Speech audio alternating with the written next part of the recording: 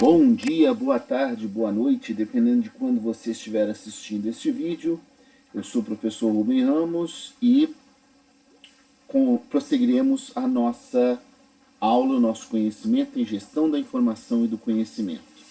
Na nossa última aula síncrona, paramos no ciclo de vida da informação, o qual falamos sobre o último tópico, se não me engano, foi falado sobre recursos informacionais. Falamos um pouco sobre a informação e o seu caráter estratégico e, por consequência, tudo que envolve a informação e, no caso, o ciclo de vida que uma informação pode ter. Paramos especificamente no ponto de escolher entre a preservação, a migração ou o descarte e destruição de informação. Outro ponto importante e que eu gostaria de chamar a atenção de vocês todos é sobre a localização de informações, tanto do ponto de vista funcional quanto do ponto de vista da organização. Porque localizar informação ou estar apto a localizar informação é uma condição primordial para qualquer gestor da informação, já que a gente opera com informação. O problema é que nem sempre é tão simples, nem sempre é tão fácil localizar informação, e nem sempre, ou nem em 100% dos casos, você tem que recorrer ao Google para poder localizar informação, embora hoje é o buscador de maior aceitação no mundo inteiro. Mas, quando nós estamos falando em termos de localização no âmbito geral e, sobretudo, do ponto de vista empresarial, a gente tem que pensar em onde essas informações podem ser guardadas. E aí eu não estou falando só do ponto de vista físico, mas eu estou falando também do ponto de vista eletrônico. Por quê? Porque a gente tem que levar em consideração que localizar informação tem vistas e vai diretamente ao encontro do atendimento a áreas produtoras e dependentes de informação. Se a gente parar para pensar nisso, todas as áreas, todos os departamentos dentro de uma empresa, de uma organização, têm a capacidade, a propensão de produzir informações. Mas não significa com isso que essas informações produzidas só vão ficar ali disponíveis no âmbito interno daqueles departamentos, daquelas seções. Pode ser que uma informação produzida na área contábil de uma empresa seja interessante para a empresa como um todo. Pode ser que uma informação que é produzida na alta gerência, na diretoria da empresa, seja interessante para a empresa como um todo. Então, cada vez mais se dedica tempo e esforços ao desenvolvimento de políticas relativas à informação. Essas políticas vão reger uma série de padrões que envolvem normas, que envolvem procedimentos, que envolvem padrões para lidar com informação. O que pode ser postado, o que não pode ser postado. Com que frequência que uma informação vai entrar numa intranet, vai entrar num banco de dados. E quais são os critérios de acesso por cada uma das diferentes áreas e diferentes pessoas que fazem parte dessas áreas. Isso tudo envolve direitos autorais, proteção de dados. Aí me lembra muito a questão da LGPD, que agora é uma realidade, né? A Lei Geral de Proteção de Dados. E o quanto que nós mesmos estamos sujeitos a ela no nosso âmbito do curso. Por exemplo, vamos dizer que um aluno chegue lá no TCC ou no estágio e venha para a coordenação pedindo acesso aos e-mails institucionais dos alunos ativos do curso, porque quer fazer uma pesquisa para o seu TCC do curso. Na qualidade de coordenação, a gente não pode liberar esse dado. Por quê? Porque esse dado foi solicitado a vocês quando vocês fizeram a matrícula, 4 anos antes no mínimo, e esse dado pode até ter sido alterado ao longo desses 4 anos, mas é um dado pessoal. É um dado que vocês forneceram lá para o CGA, para a Prograde, para entrar na UFG. Então, quando a pesquisa de aluno, de professor, de técnico, demanda um dado tão pessoal, vamos dizer, como esse, que é o e-mail, ele tem que passar por um comitê de ética de pesquisa. Por quê? Porque o comitê de ética vai avaliar, entre outras coisas, se o dado pode ser acessado, se o dado não vai prejudicar a pessoa em nenhuma maneira, sobretudo do ponto de vista ético, certo? E se ele vai ser usado para fins acadêmicos, científicos, como preza a pesquisa. Então, faz parte, nesse exemplo, da Lei Geral de Proteção de Dados, ou LGPD. Padrões de metadados. Já falamos aqui nessa aula, se não me engano, sobre metadados, o dado sobre o dado. Só que, quando a gente fala dessa maneira, dado sobre dado, nós sabemos que é algo muito genérico. E se a gente deixar do ponto de vista genérico, cada um vai dar o seu formato, o seu padrão, a sua caixa de formatação, o seu áudio para o que é um dado sobre o dado, o dado explicativo de um dado. Então, quando padroniza-se isso de acordo com uma política acordada ou regimentada, significa que todos os metadados têm que ser produzidos de acordo com o padrão, para que todo mundo possa ter acesso dentro do mesmo padrão. E categorias de acesso e uso. Também já falamos a esse respeito quando criamos login e senha. Nós damos diferentes categorias de acesso a diferentes pessoas, a depender do envolvimento dessas pessoas com a organização.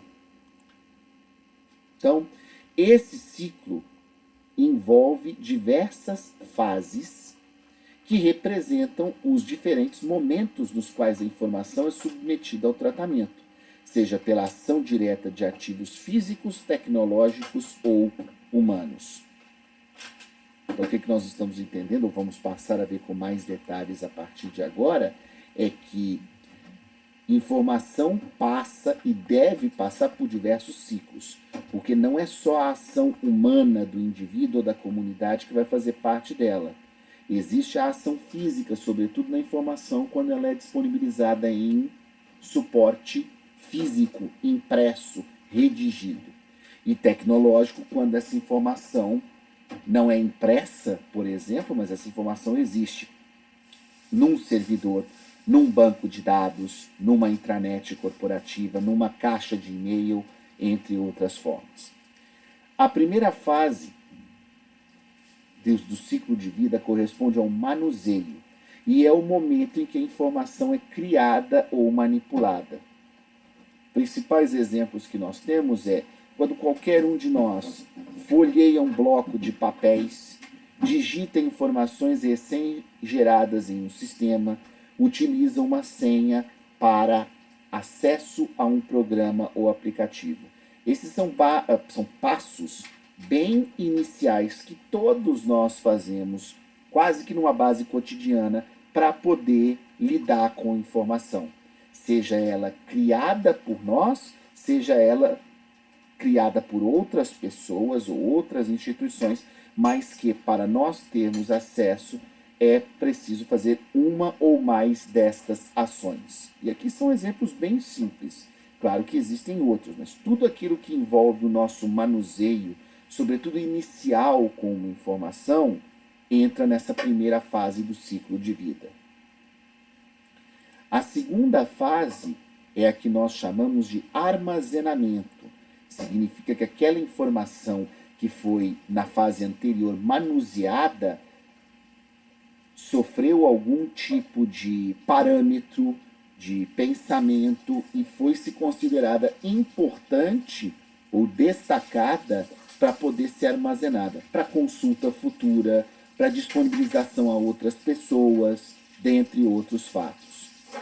Esse armazenamento pode ser feito de uma série de formas, a depender do caráter da informação, se ela é física ou se ela é eletrônica, por exemplo. Então, ações comuns de armazenamento que nós temos hoje. Quando nós acrescentamos a informação em um banco de dados, quando nós fazemos anotação em papel para ser guardada num arquivo físico, ou quando você muitas vezes recebe um comprovante de uma atividade que você fez e precisa, porque o seu estágio, porque o seu emprego, porque uma prestação de contas exige que tenha o comprovante físico. Não é muito comum mais. Hoje em dia nós temos o comprovante eletrônico, né? Mas todo mundo que já fez alguma atividade considerada como complementar de graduação do nosso curso, muitas vezes recebe, e na maioria das vezes, claro, deve receber um comprovante, que é um documento, que é um atestado, que é um certificado. A partir do momento que você recebe, ou porque você recebeu no seu e-mail, ou porque você foi no site do evento e fez download, e aí está lá o certificado eletrônico virtual, no nosso caso, nós não exigimos a impressão em papel para ser guardado no arquivo físico. Nós exigimos que esse documento seja anexado de forma eletrônica à abertura da chamada que vocês fazem no próprio SIGA para ser computado como atividade complementar de graduação. E aí esse documento, uma vez analisado, vocês disponibilizam ele pelo processo que abrem, ele vai para um servidor da UFG, e quando o coordenador ou a pessoa responsável por analisar essa demanda acessa, vai ter acesso àquele documento direto do servidor. Ele vai poder puxar sem ter necessidade de imprimir ou nenhum tipo de acesso físico ao mesmo. Terceiro exemplo, mídia. Vídeo e áudio, quando são arquivados em um suporte, CD, pendrive, HD interno ou externo, YouTube, entre outras formas. Tudo isso são exemplos de armazenamento que nós mesmos fazemos, ou seja, todos nós aqui, não apenas utilizamos informação armazenada, mas o que nós geramos, o que nós produzimos, nós também armazenamos. Terceira fase do ciclo de vida da informação é a fase do transporte. Obviamente, o momento em que a informação é transportada. Então, quando você foi no HD do seu computador e achou uma informação que foi solicitada pelo professor da disciplina, pela coordenação do curso, ou no âmbito de um estágio, de um TCC, você precisa dar acesso a essa informação. Esse acesso normalmente, ou muitas das vezes, é feito por um mecanismo de transporte. Então, quando você anexa toda e qualquer informação a um e-mail e envia, quando você manda um vídeo pelo WhatsApp, quando você disponibiliza um link, como eu vou disponibilizar daqui a pouco para vocês, dessa aula no meu canal do YouTube, e eu coloco o acesso pelo SIGA, eu encaminho o link e vinculo ele à aula do dia, para que todos vocês possam, das suas residências ou do local mais conveniente, acessar. Eu faço uma espécie de transporte utilizando o canal do YouTube. Outro ponto também comum quando a gente fala por videoconferência. Então nós estamos ali hoje no semestre remoto, no ensino remoto, melhor dizendo, tendo aula. Quando a gente tem as aulas síncronas, são aulas disponibilizadas e disponíveis por meio de videoconferência, o que envolve o transporte, aí no caso eu ministrando e vocês recebendo os conteúdos e debatendo eles comigo, o que cada vez demanda a participação efusiva de todos. A última fase do ciclo de vida de informação é a fase do descarte, que pode parecer simples, mas não é. Por quê? Porque é o momento em que a informação é descartada. Mas esse descarte, ele em muitas dimensões ele chega a ser subjetivo, porque a pessoa que está trabalhando com a informação, que está operando com a informação, tem que escolher se vai deletar, vai jogar para lixeira ou não. Só que em várias circunstâncias, naquele passo anterior que nós falamos de armazenamento, quando se define aliás, não no armazenamento, perdão, quando nós falamos no início da aula, isso aqui, para localização era interessante definir-se políticas que regem normas, procedimentos e padrões para a informação. Essa política tem que contemplar, no caso organizacional, o descarte.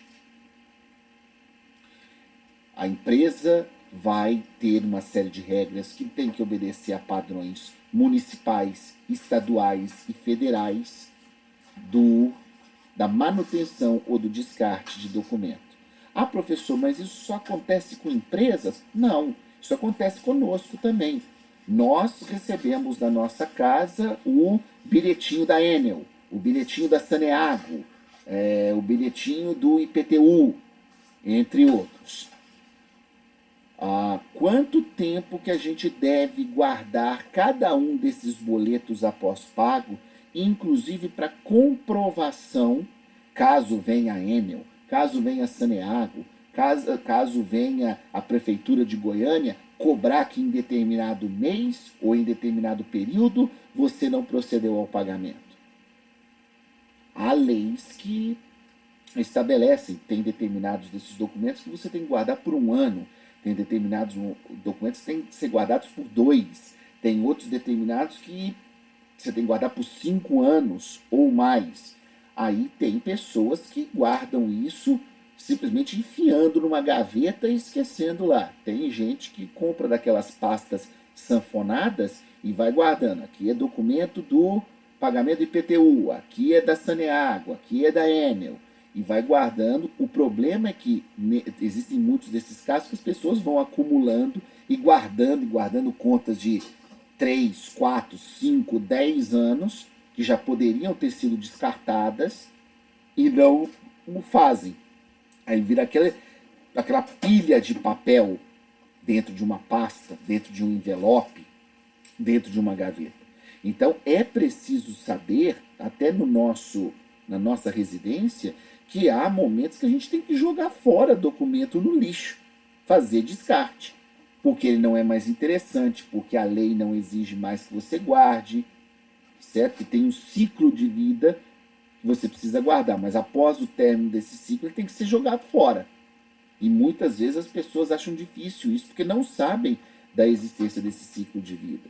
Da mesma maneira, deletar um arquivo eletrônico.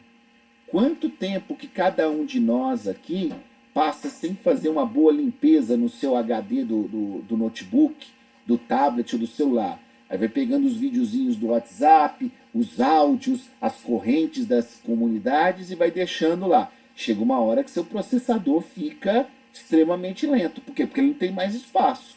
Aí você é obrigado a fazer uma limpeza na marra, se é que você quer continuar operando com aquele dispositivo de tecnologia de informação. Então nós estamos entendendo que o descarte é parte fundamental do ciclo de vida, embora venha sendo colocado como a última, e que a gente não pode ignorar a sua existência nem a sua necessidade. Para terminarmos a aula de hoje, eu vou deixar vocês com uma reflexão para fazermos na nossa aula síncrona. Tendo tudo isso em mente, o ciclo de vida da informação, a necessidade da informação, a existência e a operação que nós temos nesse século XXI, na sociedade da informação e do conhecimento, quanto à informação, o que é gestão da informação? Afinal de contas, nós estamos num curso de gestão da informação e eu estou fazendo esta pergunta também para gestores de informação. Eu quero abrir a próxima aula, síncrona, com a interpretação de vocês, a palavra de vocês, do que é gestão da informação. A todos que assistiram essa aula, o meu muito obrigado e até a nossa aula síncrona. Tchau, tchau para todos.